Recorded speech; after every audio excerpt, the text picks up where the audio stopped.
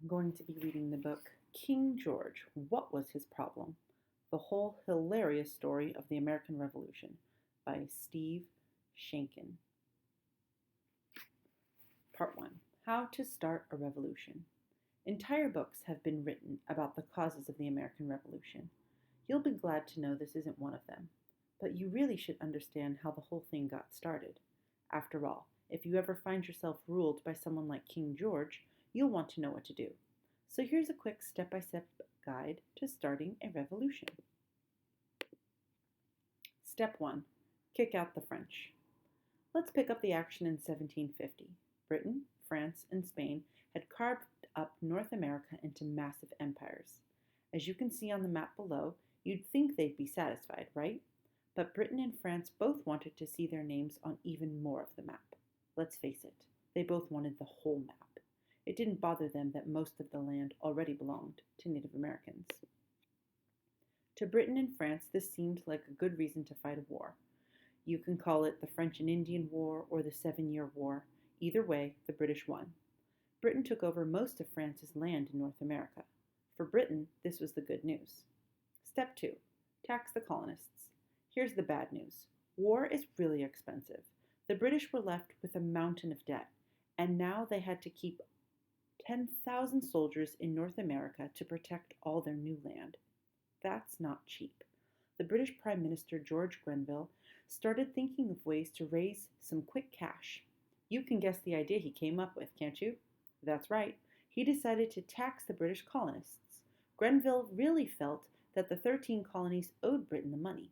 As he put it, "The nation has run itself into an immense debt to give them protection, and now they are called upon to contribute a small share toward the public expense." Grenville's plan was called the Stamp Act. When colonists signed any legal document or bought paper goods like newspapers, books, or even playing cards, they would have to buy stamps too. The stamps showed that you had paid the tax. A few members of Parliament warned that the Stamp Act might spark protests in the colonies. But young King George III, he was 22, liked the idea. He didn't expect any problems.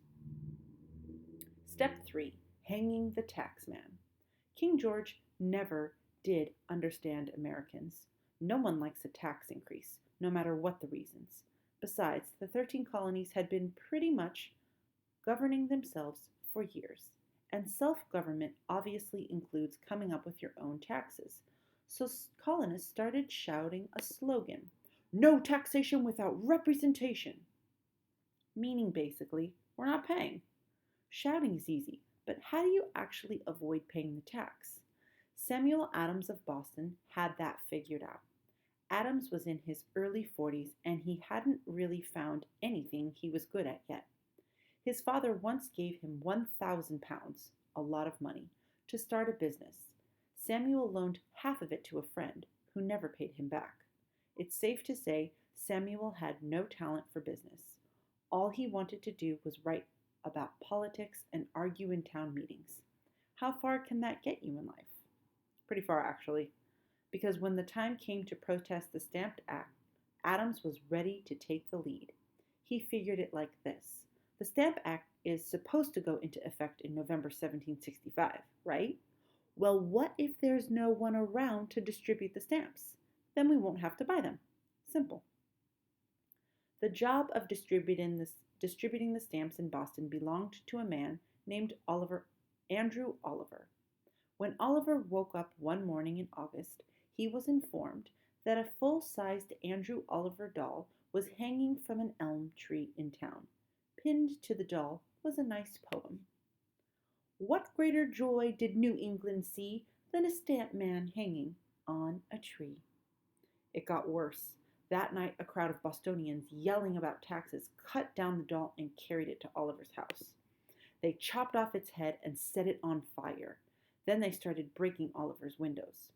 As you can imagine, Andrew Oliver found this whole experience fairly frightening. He wasn't so eager to start giving out the stamps in Boston. That was exactly how Adams had planned it. Similar scenes took place all over the 13 colonies. Calling themselves Sons of Liberty, protesters gave plenty of stamp agents the Andrew Oliver treatment. The agents quit as fast as they could. Can you blame them? So when the tax went into effect, there was no one around to collect it. Step 4. Try again. Back in London, the British government was forced to face a painful fact. There was no money in this Stamp Act deal. Parliament voted to repeal, get rid of, the tax. King George reluctantly approved this decision. Colonists celebrated the news with feasts and dances. Boston's richest merchant, a guy named John Hancock, gave out free wine and put on a fireworks show outside his house. The happy people of New York City built a statue of King George and put it in a city park. Remember that statue. It will be back in the story later. What the colonists didn't realize was that British leaders were already talking about new taxes. After all, the British government still needed money, and most leaders still insisted that Britain had every right to tax the Americans. King George was especially firm on this point. He was a very stubborn fellow. So Parliament passed the Townshend Act in 1767. When colonial merchants imported stuff like paint, paper, glass, and tea, they would now have to pay a tax based on the value of each item. Or would they? Step 5. Refuse to pay. Rather than pay the new taxes, colonists started boycotting, refusing to buy British imports. Women were the driving force behind these boycotts. Hannah Griffiths of Pennsylvania expressed the determination of many colonial women in a poem. Stand firmly resolved and bid Grenville to see that rather than freedom we'll part with our tea. And well as we love the dear draught when a dry, as American patriots our taste we deny. John Hancock found another way to get around paying taxes. Hancock simply snuck his goods past the tax collectors. He knew that smuggling was illegal, but he didn't feel too guilty about it. To Hancock, smuggling seemed like a fair response to an unfair law. Of course, the British wanted to stop smugglers like Hancock, but you have to remember, colonists really hated these taxes. So any British official who tried too hard to collect taxes was taking a serious risk. Think of poor John Malcolm, for example. This British official was stripped to the waist, smeared with hot tar, and covered with feathers from a pillow. Then he was pulled through Boston in a cart just to make the humiliation complete. What was the worst thing about getting tarred and feathered? Malcolm said the most painful part was trying to rip the tar off his burned body. He mailed a box of his tar and feathers with bits of his skin still attached to the British government in London. They sympathized. They sent him money. Then, in the spring of 1768, Hancock's ship Liberty, full of smuggled wine from France, was seized by tax agents in Boston. Furious members of the Sons of Liberty gathered at the docks where Sam Adams was heard shouting, "If you are men, behave like men. Let us take up arms immediately and be free." The Sons spent the night throwing stones at the tax collectors' houses. They even dragged a tax agent's boat out of the water and lit it on fire in front of John Hancock's house. The terrified taxmen escaped to an island in Boston Harbor. Step 6. Send in the warships. King George did not appreciate this form of protest. The world's most powerful country can't have its government employees hiding on an island. It doesn't look good. It was time to get tough with the colonists. In the words of Frederick North, one of the king's favorite advisors, America must fear you before she can love you. Why not just repeal the Townshend Act? Taxes. I hope we shall never think of it, snapped North, till we see America prostrate, face down, at our feet. North was another guy who didn't understand Americans. In October 1768, British warships sailed into Boston Harbor. Under the command of General Thomas Gage, 1,000 British soldiers marched off the ships and paraded through town in their bright red coats, beating drums and dragging cannons. That should solve everything, right? Well, nothing too serious happened until March 1770. On March 2nd, a British soldier named Patrick Walker was looking for a little extra work in Boston. The soldiers were paid almost nothing. He stopped by a rope walk, an outdoor workshop where ropes were made, and spoke with a rope maker named William Green. Green. Soldier, do you want work? Walker. Yes. Green. Well, then go clean my outhouse. Only Green didn't say outhouse. He used a word I can't print here. Walker was quite offended.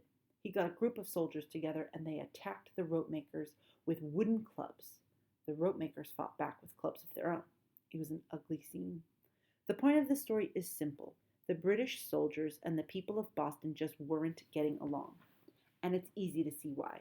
The soldiers were in town to enforce laws that made people furious, and people took their anger out on the soldiers. Did the soldiers deserve such hatred? Maybe not. Most were 17 and 18-year-old boys from poor families. This was the only job they could get, and they hated being in Boston just as much as the people hated having them. On the night of March 5th, 1770, 3 days after the rope walk fight, all the anger in Boston exploded into violence. Step 7, fire into a crowd. It was a cold night. There was a foot of snow on the ground. Sons of Liberty walked the streets in groups, wooden clubs in hand. They watched the soldiers, and the soldiers watched them. Both sides were expecting something to happen, but no one thought it would begin with an apprentice wig maker named Edward Garrick. At about 8:30, young Garrick passed a British officer in the street. Garrick pointed to the officer and shouted, "There goes the fellow that won't pay my master for dressing his hair." That's a serious insult. Ed, accusing a gentleman of not paying his debts. A young British soldier named Hugh White stepped forward to defend his officer. Garrick and White exchanged a few curses. Then White cracked Garrick on the head with the butt of his musket. Garrick went down, scrambled up, and yelled for help. A crowd gathered quickly. At first, it was just a few of Garrick's friends. Then people started coming from all over town. A man named Crispus Attucks led a group of fellow sailors from the wharf to the scene of the action. Attucks was 6 feet 2 inches tall, about 45 years old. He had escaped from slavery 20 years before. Witnesses said he had a stick or club in his hand. Hugh White called out to his fellow soldiers for backup. 8 soldiers pushed their way through the mob to White. About 300 people surrounded the soldiers, cursing at them and pelting them with snowballs, chunks of ice, even oyster shells. The soldiers pointed their loaded guns. The crowd shoved closer and closer to the blades of the British bayonets, shouting, "You dare not fire! You can't kill us all!" Then there was a shot. Then a lot of shots. Then smoke and shocked silence. The crowd backed away. Crispus Attucks lay on the snow, killed instantly by 2 bullets through the chest. 6 other men had also been shot. 4 of them later died. At a town meeting the next morning, Samuel Adams charged British soldiers with firing into a crowd of harmless protesters. As we have seen, this was not exactly true. Samuel was a gifted storyteller. He called the soldiers bloody murderers. He gave the incident a name that everyone would remember: the Boston Massacre. Step 8. Keep the tea tax. After the massacre, General Gage pulled the British soldiers out of Boston. This helped calm things down. Over in Britain, leaders saw that the Townshend Acts were much more trouble than they were worth. Parliament voted to repeal the taxes, well, most of them. They left a tax on tea. This was done on very specific instructions from King George. "I am clear that there must always be one tax to keep up the right, and as such I approve the tea duty." Sure, the king knew this small tea tax would not bring in any real money. He just wanted everyone to know that Britain still had the power to tax the colonies. Told you he was stubborn. Step 9. Throw a tea party. On the night of December 16th, 1773, a Boston shoemaker named George Hughes went into a blacksmith's shop and smeared coal dust on his face. He was hoping it would look like the war paint of a Mohawk Indian. It didn't, but that was okay. The main idea was to be in disguise. Hughes went out into the dark street with an axe in his hand. Dozens of men, all badly disguised as Indians, were marching down to the waterfront. Hughes joined the strange parade. 3 ships full of British tea were tied up at a wharf in Boston Harbor.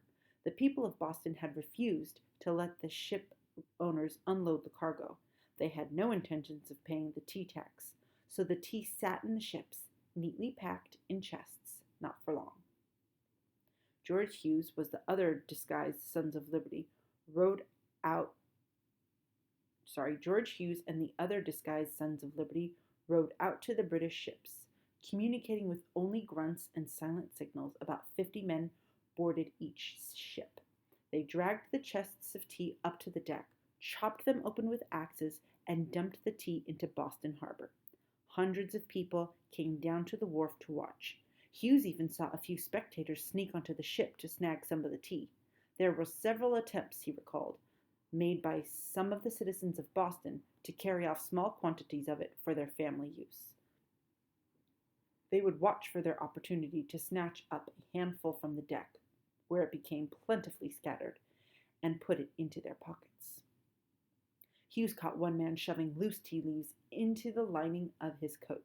Hughes yanked off the coat, and the guy ran away. It took about 3 hours to dump all the tea. Then, just to make sure no one was hiding any tea, each of the Mohawks was asked to take off his shoes and shake them out into the water. When George Hughes finally got home that night, he told his wife, Sally, all about the Boston Tea Party. Step 10. Pay the fiddler. A British naval commander named Admiral Montague watched the Boston Tea Party from the window of his waterfront house. As the disguised Sons of Liberty marched away from the wharf, Montague opened his window and exchanged shouts with one of the men. Montague: "Well, boys, you have had a fine, pleasant evening for your Indian caper, haven't you? But mind, you have got to pay the fiddler yet." Sons of Liberty: "Just come out here, if you please, and we'll settle the bill in 2 minutes." Montague shut his window. The men cheered and laughed. Montague was right, though. The people of Boston would have to pay the fiddler. In other words, they would have to face the consequences of their actions. One consequence was that King George threw an absolute fit. He called the Tea Party violent and outrageous, and he wasn't alone. Even members of Parliament, who usually supported the Americans, were furious about the destruction of British tea. A member of Parliament named Charles Vaughan captured the angry mood in London, declaring, "The town of Boston ought to be boxed about their ears and destroyed. I am of the opinion you will never meet with that proper obedience to the laws of this country until you have destroyed that nest of locusts." Now, that's the kind of advice King George liked. At the King's request, Parliament passed a series of laws designed to teach the people of Boston, once and for all, that British authority must be obeyed. No fooling around now. Parliament ordered the port of Boston shut down until the town paid for the ruined tea. The people of Massachusetts would no longer be allowed to elect their own judges or sheriffs. And if the residents of Boston wanted to hold a town meeting, they would need permission from British officials. To enforce all this, General Thomas Gage was sent back to Boston, this time with 4,000 British soldiers. That should solve everything, right? Step 11. Stand firm. A few months later, Samuel Adams was eating dinner with his wife and kids when one of Boston's best tailors knocked on the window. The tailor came in and began measuring Sam's rather round body. He said he had been asked to make Adams a new suit. He refused to say who had paid for this service. Then a hatter arrived. He measured Adams' head for a new hat. He wouldn't say who had sent him. Then a shoemaker came to measure Adams' feet. What was going on? Well, a lot. As planned, the British soldiers had closed the port of Boston. This was a kick in the gut to the Boston economy, which was built on shipping and trade. Stores shut. Jobs disappeared. Colonists called the harsh British punishments the Intolerable Acts. Even people who avoided politics took sides in the crisis. You were a patriot if you opposed British taxes and stood by Boston. You were a loyalist if you supported the king. Patriots all over the colonies sent supplies to Boston: beef, fish, flour, rice, cash. Patriot leaders also agreed to hold a meeting in Philadelphia. They could all get to know each other, maybe figure out what to do about the Intolerable Acts. That explains the tailor, hatter, and shoemaker. Of course, Sam Adams would be making the trip to Philadelphia for the Continental Congress. But for such an important meeting, he really needed some new clothes. He was an embarrassingly sloppy dresser. So his friends hired the tailor and the others. And Sam Adams set off for Congress in a fancy new suit with gold buttons on the sleeves and silver buckles on his shoes. Next to him in the carriage sat his cousin John Adams, well-known lawyer, patriot, and grump. A few hundred miles south in Virginia, George Washington was also getting ready for the Congress. Washington was one of the few patriot leaders with military experience in the French and Indian War. He had recently made news with a bold promise. If need be, I will raise 1,000 men, subsist then at my own expense, and march myself at their head for the relief of Boston. Patrick Henry and Edmund Pendleton, two more Virginia patriots, stopped by Washington's place, and they all set out together for Philadelphia. As they rode off, a voice called out to them, "I hope you will all stand firm. I know George will." That was Martha Washington, George's wife, and while she urged courage, she also worried where this conflict might lead, saying, "I foresee consequences, dark days and darker nights." Step 12. Make speeches. The Continental Congress began in Philadelphia in early September 1774. There was a total of 56 delegates from 12 colonies. Georgia stayed home. 56 men meant 56 different opinions and some very long debates. John Adams complained that if someone had declared that 3 plus 2 equaled 5, members would have wasted a couple of days debating the issue. So it took a while. But the members of Congress came to some serious decisions. They declared the Intolerable Acts to be an illegal violation of the rights of American colonists. They decided it was time to start boycotting trade with Britain again, and they agreed that the colonies should start arming and training their militia, volunteer armies, just in case there was trouble with the British soldiers in Boston. Before the Congress ended, Patrick Henry did two things that he was famous for. One, he annoyed everyone by talking too much, and two, he made a few fabulous speeches. The distinctions between Virginians, Pennsylvanians, New Yorkers, and New Englanders are no more, he cried. I am not a Virginian, but an American. This kind of unity really surprised British leaders. They had been sure that the other colonies would stand aside and let Massachusetts suffer alone. Step 13. Let blows decide. Now the stage was set for a showdown. Neither side really wanted war, but neither side was willing to back down. As usual, King George thought a show of force would improve matters. He declared, "The New England colonies are in a state of rebellion. Blows must decide whether they are to be subject to this country or independent." Blows, you say? Speaking in a church in Virginia, Patrick Henry did his thing. Gentlemen may cry, "Peace, peace," but there is no peace. I know not what course others may take, but as for me, give me liberty or give me death. Back in Boston, all this tough talk was making General Gage extremely nervous. Unlike Patrick Henry and King George, Gage was going to have to do the actual fighting. He wrote to London asking for more soldiers. "If you think 10,000 men sufficient, send 20, Gage wrote.